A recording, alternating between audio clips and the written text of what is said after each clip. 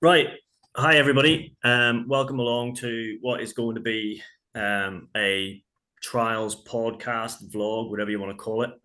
Basically, myself and Hugo and Matt, and occasionally, hopefully, Donna Fox are going to be talking, chewing the fat about trials, whatever's happening in the trials world at the particular time.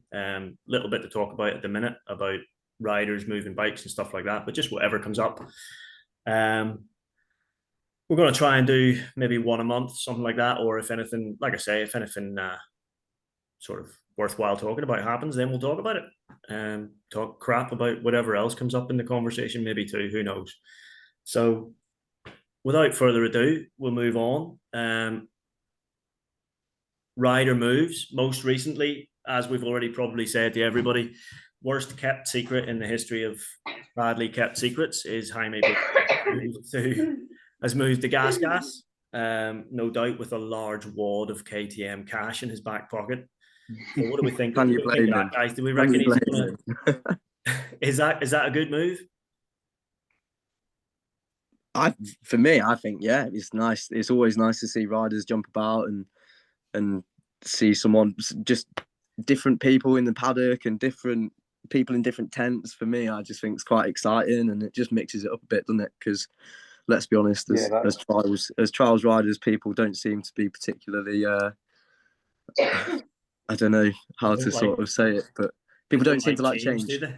Yeah, they don't like change. Don't make people switch off too early, Matt. No. Comments like that.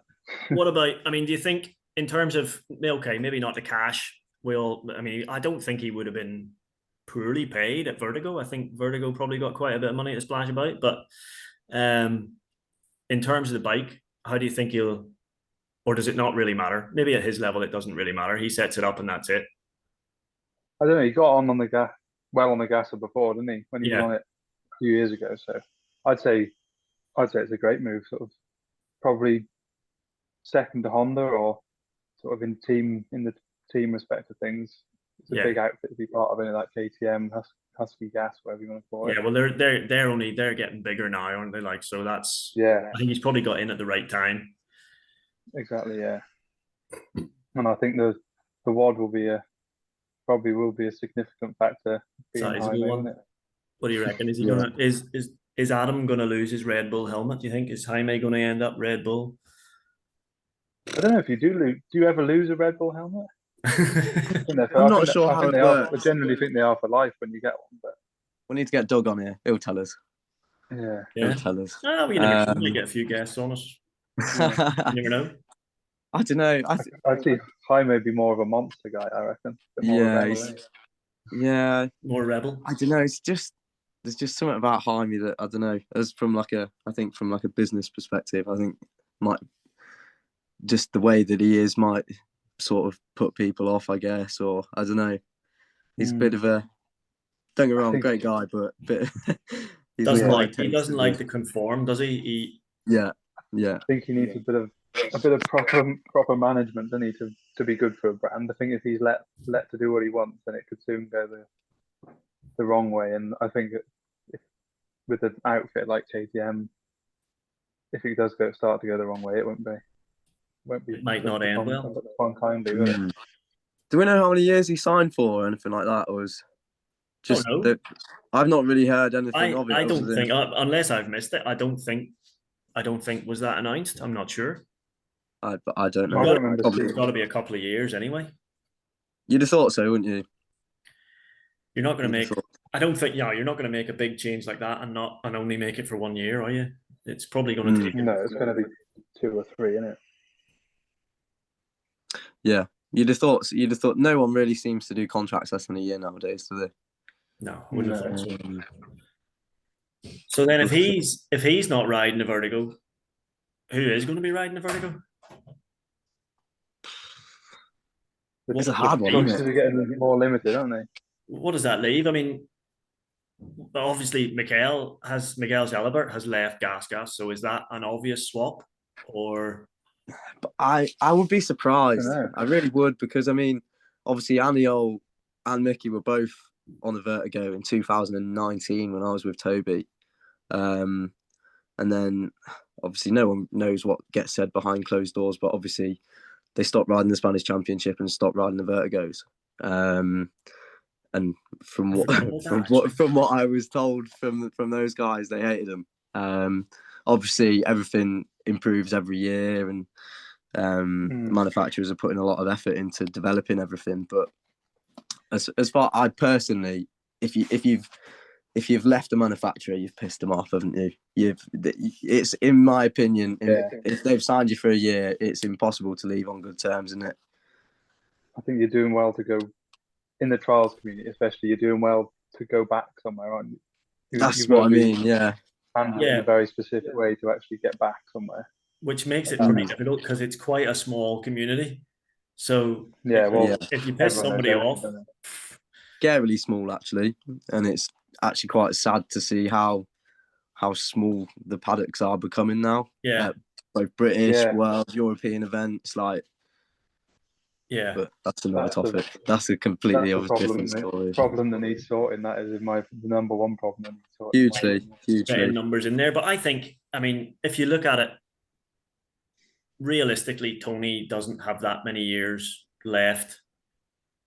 Adam arguably, I don't see him slowing down. Took a bit of a downturn last year in his form. Yeah, I think it's fair to say. Possibly. So there's two pretty good guys that aren't going to be around very much longer. So is it basically just going to be trial 2 after a while? Is that going to become, is trial GP just going to sort of fade into nothing, and trial 2 will end up being the... I think that's what does happen over time, though, isn't it? As they progress, ones pass out and the others move, the strongest ones move up and things. Jaime is the only one who has really challenged. He's up in his game. Yeah. I think Marcelli's there or thereabouts. He's a quiet character, and he's just one you sort of forget about a bit, but he goes about his business there. Yeah. He's a good rider, though. I think he'll... Oh, yeah. I think he might make another step this year. Yeah. I think it was that first year in that Repsol Honda team, sort of a hard one to get your head around, I would imagine. It must be so weird to, like you say, get your head around, and going out training, and instead of it just being you on your own or you with your minder or whatever, you've got your minder, you've got Fuji, you've got your mechanic. Like it must be in lab coats and that's it. Yeah, stethoscopes and everything. And knowing they're like just following behind you everywhere. It's like going from doing banger racing to doing Formula One, isn't it? Yeah, pretty much. Yeah. It's like everything, and it happens in a lot of sports. It's when somebody is sort of flying under the radar and they're a bit of an underdog and they're always chasing, they'll do slightly better. But then when they sort of start to, when they're no longer the underdog, and then the pressure of expectation, having to get results rather than just really sort of trying to get results sometimes is quite hard for some people to get their head around. I think. What about? Yeah, I think we'll see him jump on. I do generally think we'll see him come on another level. Maybe this season coming, or towards the end of it at least. I think so. What about? I don't know. I had heard a rumor that potentially Matteo Grattarola could be moving to Vertigo. Possibly. He's not signed yet, I don't think, has he? Yeah, well, they've signed. Beta have signed. Aniol's signed for them again, but I don't. A couple of days ago. No, so I think that would be risky for him. If Aniol signed, it's going to be in discussion at the moment, isn't it? Surely, if Aniol signed now. I've definitely not seen Gratta sign anything yet on social media. I don't know about you guys, but no, I haven't seen anything. I'm not being funny. He's had one hell of a year as well, hasn't he? Unreal. Yeah. And in Vertigo's position, let's be honest, like he would be out of the available riders, he'd be at the top of your list, wouldn't he? Yeah. Gotta be. I think they'll be after him, but whether Beta will want to let him go, because he'd be at the top of their list as well, I'd imagine, wouldn't he? Yeah, exactly. Italian bike, hard to beat. Yeah. Well, this year's the first time. I remember reading something about Italian bike, Italian championship, because I don't think, isn't it for the last 2 years Gratta's won it or something? But before that, I don't know. I could have got this. The last person probably would have been probably Diego Bosis on a Fantic in 90. Well, in world rounds anyway. To win a world round would have been 92. Yes, that was it. Italian bike, Italian bike, Italian rider. Yeah, that's it. Italian world round. Yeah. Oh no, sorry. Bosis won in Italy in 94 on a beta in slightly suspicious circumstances. Really? Yeah. That's not like the Italians at all, is it? I hope we don't get too many Italian people watching this. They won't understand anyway, hopefully. But yeah, that was a trial. I was actually at that trial. It was at a place called Imer. It was beautiful. It was like a big sort of gorge with a river running down the bottom of it. And Graham Jarvis rode a section, brilliant, right, on that old purple and silver Scorpa. 94 it was, yeah. And he rode this. What a tool. Absolutely cracking ride up this set. Cleaned it, and the observer gave him a 3. And it was just, what? Where do you even begin to explain that one? You know? But that was the end. That was the end of that. Yeah. So Bosis won that day, which was again slightly dubious to say the least. Some things never change. Yeah. All right, then moving on to the British scene.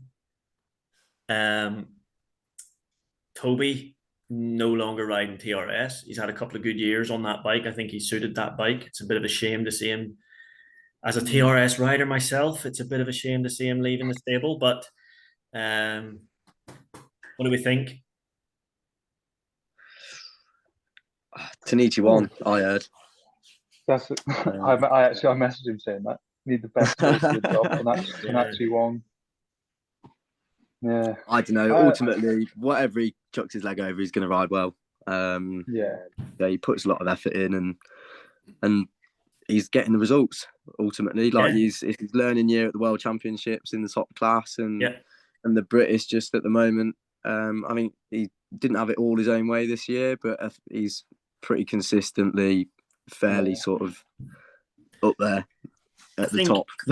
For me, anyway, it always seems that when he's a little bit on the back foot or he's a little bit under pressure, he seems to be able to kind of pull something out of the bag. There was a couple of the British rounds last year where he maybe didn't ride that well on the first lap and then just blew everybody into the weeds on the second lap.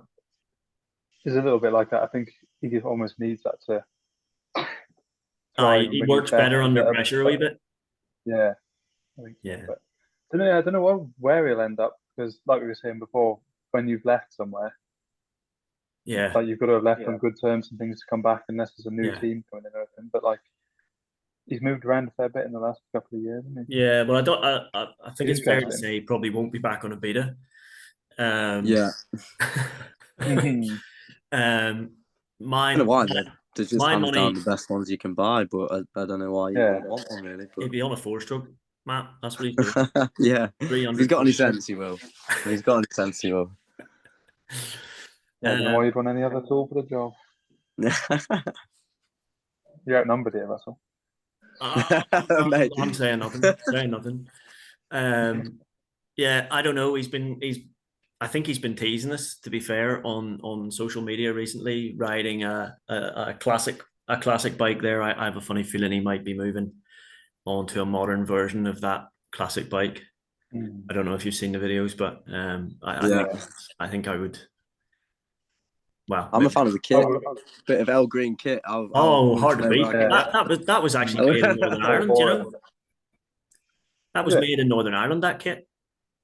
Was it really? Yeah. Good stuff. Right.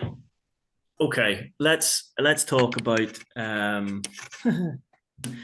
the Scottish 6-day trial. I've made it onto the elite list. I believe both you gentlemen have as well. There has been some notable absentees from the entry list who didn't make it through the ballot. I think I don't know. I mean, I don't know what other way they can do the entry. I mean, I think I think they had over 600 entries for 285 spots. So there's always going to be somebody disappointed. And I think what other way can you do it? Well, they could have done the entries through the new ACU system, maybe. Could they have done that? They wanted more. We'd still be trying to. We're still trying to be get our entries in the day before. I think at this rate. So you'd be entering now for 2024. I think. Yeah. That's if the event was on there. Yeah, true. Anyway, I think it'll surprise. Obviously, we're probably talking about Gary McDonald, aren't we? Really, the one that's the biggest, the one that I've I mean that I went on social media earlier, and that one sort of was. It had the most clicks from my friends, I guess. So it was at the top of my list, and you can't help but read the comments, can you? I can see it from both sides. I really can see how frustrating. Well, I've personally, the first year I rode Scotland, I was on the reserve list till 2 weeks before the start, and ultimately you just got to be an adult about it and accept that it's a ballot. As much as it might not necessarily all be, not every entry is pulled out of the hat. We all know that. That's just common knowledge, but it's, in my opinion, it's a relatively fair way of doing it. And you win some, you lose some. Yeah. And you've just got to be prepared to go. If you're that desperate to go and ride that trial, which I completely understand why everyone wants to go and ride it, because it is an incredible week on your bike. But you've just got to say, right, yeah, I'm going to go up, and if I can get an entry on the day and someone doesn't turn up, that's how dedicated. That's how you want to ride that event. That's what you got to be prepared to do, in my opinion. I think you've got to appreciate it from the organiser's point of view as well. I mean, if you've got 600 odd entries coming in and you've got 265 places, people are going to miss out, and whether they are all 265 are pulled out of a hat or not remains to be said. But maybe it could have been an oversight, or it could just be that they are more balloted than we give it credit for. But I think, like you say, you just got to be an adult about it. And if you're on that reserve list high enough up, likely that you're going to get a place anyway, aren't you? So well, I think I can't remember. I think he said he was number 3 on the reserve list, so I think it's probably fairly well guaranteed an entry. But I'd like to see Gary there.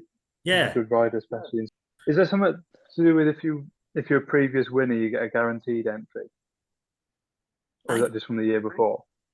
I'm not sure. I think there's possibly previous winners. I'm not 100% sure, to be honest. I know make it look like it's not a ballot in some case if it was. I mean, I think every manufacturer perhaps maybe gets a certain number of, is it 3 entries? I think I'm not something like that. Sure on that. So somewhere along that lines as well. So there are a few sort of guaranteed entries, but the majority are through the ballot. So. I don't know. Maybe previously Gary would probably always previously have been representing a manufacturer, so that's probably wise. But maybe this year he isn't. I don't know. But Triumph might be in the paddock. What's that? You never know. Triumph might be in the paddock. You never know. Oh yeah, with their new super motocross team. I would pay to watch Gary ride his Triumph all week. I think lots of people probably feel the same, because he can ride that bike, can't he? I wouldn't know, because he'd embarrass me, because he'd still beat me. He'd be surprisingly high up, wouldn't he? It was. I remember in 2019, Trotters Burn. We were going up in front of the last bit, and they were doing a tight right, tight left onto the bank, and you were sort of sneaking up the right hand side of the last step. And he posted a video on his Facebook of him doing it on the Triumph, and it was like incredible to watch. Yeah. The only time I've ever cleaned that section is the first time I rode it on my old 315 Montesa, and that was in 2016, and I've never cleaned it since. And what's that telling you then, Russell? Yeah. What's that telling you? I know. Yeah, it's still in the shed. You never know; it might get pulled out again. It's coming out 2023. The 315s there. 21. Yeah. But what amazes me with that whole subject is, and I think I said this to Matt a wee bit earlier there. Some of the comments, not necessarily comments, it's the people who are making the comments. I don't know. I just think step away from the keyboard. I think that's worth saying. There's too many keyboard warriors in there, isn't it? Yeah. I mean, put yourself before you hit send. Yeah. Put yourself in the shoes of the person that's actually pulled the fucking names out of the hat. Yeah. Would probably be a fair one. That might be quite controversial. I don't know, but hey. I think that should be said for everything a bit, shouldn't it? People do need to just and even take a breath before posting something, don't they? Exactly. I mean, I mentioned that ACU thing, and it does seem to be an absolute bollocks, for want of a better expression. But at the end of the day, the ACU didn't put that in place thinking, right, this is going to be shit. No, nobody set out with the intention of thinking, let's mess up the online entry for everyone, did they? No. But it does. But I mean, from what I'm reading, though, some people seem to be it's working fine, and then other people are having their devil's own job trying to get anything out of it. To be fair to it, I've entered a trial on it with no problems at all, but I haven't tried to renew my license yet, so I couldn't say anything for that. Right. Well, I've even got a license at the moment, so I'm not gonna. Well, I've got one until the end. Obviously, I'm not riding, so I've not even been on it yet. So I'm staying completely impartial. But from what I've read, it's been an absolute shit show, and I did thoroughly enjoy reading what Mick Wren had to say about it earlier as well. I think it had changed by the time I read it. Yeah, I can't even remember. I can't remember what time it was today that I read it, but it was. I enjoyed it, and it was very Mick. And to anyone that knows Mick, just knows that he hands down wrote that and pre-read it himself. I haven't read that actually. I must look that one up. I think it was somewhat along the lines of the comment I saw, which I think made me think it had been changed, was only the ACU could call their own members morons, and there was no mention of that when I went in there. I think he was basically saying what we're saying, that people just need to have a bit of a think before. Think before you send. Yeah. Engage brain before you start typing. He was saying that they've all tried just to make it easier for the members, and it's gone wrong, but it'll get sorted, won't it? Yeah, well, ultimately that's it. I mean, there's ways and means of entering trials, presumably. I mean, what did they used to do back in the day before computers were invented? I'm sure there's a way around it. Back when you used to go to Brian's boot, pull out a piece of paper, tick a few boxes, and give him a tenner. They were the days. Bring back on the day entries. I'm all for it. Yeah, I'm all for it. Right. That's a bit of a debate around me. I don't know about you guys, but there's a massive debate about on-day entries or online pre-enter only trials and this and that. Nice. Whenever you put a trial on, there's people commenting, is this pre-enter? Is this entry on the day? And it gets into a debate with everyone. Oh, is there a bit of reluctance for that? Is there? Oh, there's so many people. I know for me, personally, I like waking up on a Sunday morning and going, it's 7 o'clock. I've got time to drive up to there. I'll go ride there today. Or, do you know what I mean? I don't know. I know I'm not organised enough to go, right, in 3 weeks' time, I want to ride that trial. I'll remember to log on to the internet and do it.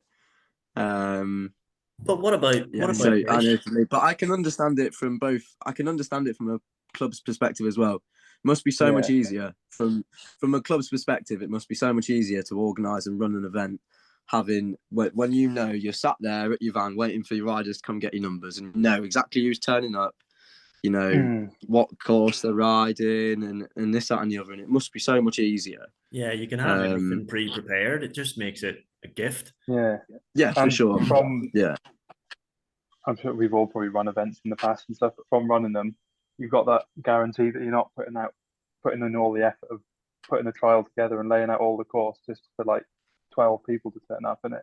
That's it. When you can cover your fees and everything. So I think they should encourage online, but there's no problem with on the days either, is there? Yeah, well, I mean, if it's just like a club trial or a fun trial or something, there's probably no need, turn up on the day. But I think for a championship or something like that, yeah, I think it's pretty much. I think that's the British Championships like that, though, isn't it? You have to pre-enter the closing dates. And stuff.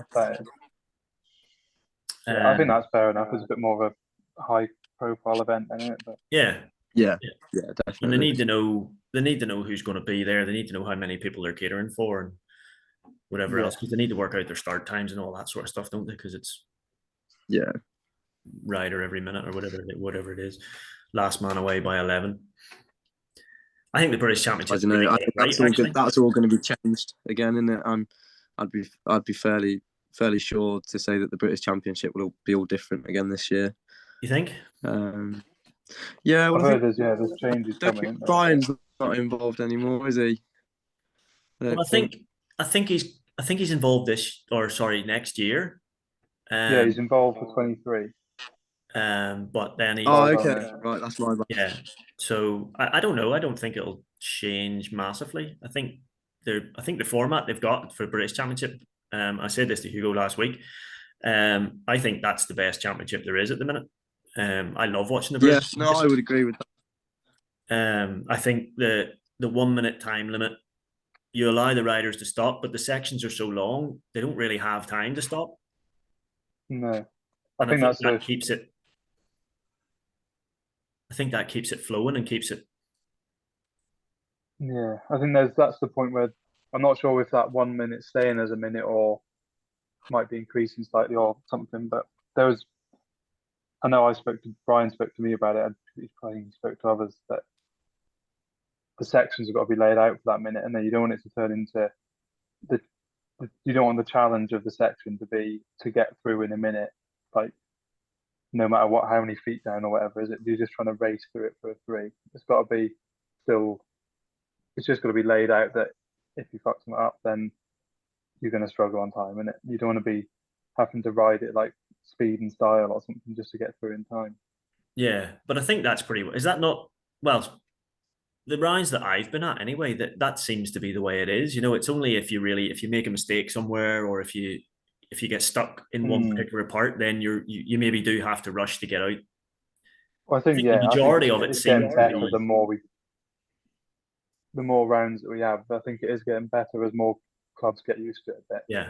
But there's definitely somewhere it is just like you're having to actually like race through some parts just to try and save that time, and even if you're having a good ride, you've still got a second and that sort of thing spare, which in my opinion isn't really how it should be. Yeah, and the time aspect suits some venues far better than it suits others as well. As we all know, like different styles of sections, like it's part of trials, isn't it? Do you know what I mean? And the one that springs into mind, so Peter Tavey, for example, I know this year the sections were so long, and for me, as a bit of a nosher that just tries to drag himself around the expert course, surely not. Like a minute's tight. A minute is tight was tight in a lot of those sections. For me as well, mate. Yeah. As good as the trial as it was, and as good a venue and stuff. Incredible venue, and incredible venue, and I like massively appreciate like any effort that anyone puts into running any event at any level. Not knocking it, and I'm not, because I couldn't do it myself. But like I say, it does suit some places better than it suits others. Yeah. And to me, I don't see any reason why you couldn't necessarily have like when you've gone and set 15 sections up or what have you, why you can't go, you know what, we need more than a minute in these, and for that day you go, right, everyone, you got a minute and a half.